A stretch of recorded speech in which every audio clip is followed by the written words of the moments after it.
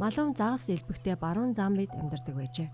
Түүний дуртай загас нь Замбези голын улаавтар хөхөг байв. Түүний хувьд жинхэнэ амттан л гэсэн үг. Гэвч тэр загасыг идэх гээд хоол хийх болгонд хэн нэгэн хаалгыг нь тогшдог байжээ. Урилгагүй зочин ирж хоолоо хуваалцах шаардлага гардаг байв. Малун маш их бухимддаг байлаа.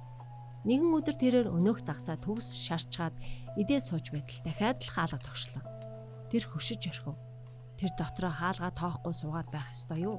Гэрт хинч байхгүй дүр эсэх үү? Эсвэл хаалгаа онгоолгоод өдрийн хоолой дахин хувааж идэх үү гэж бодов.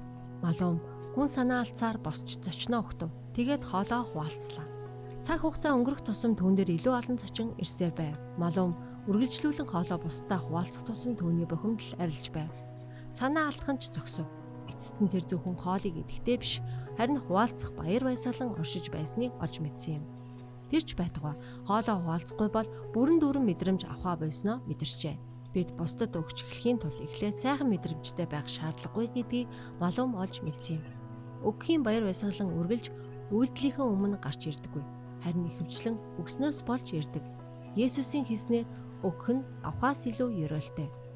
Бид 11 болон амлалтын өргөлөө тогтмол бөгөө системтэйгээр буцааж өгөхдөө үргэлж өөрсдийн хүслийг адагт Бурхныг нэгдүгээр тавих болтугай.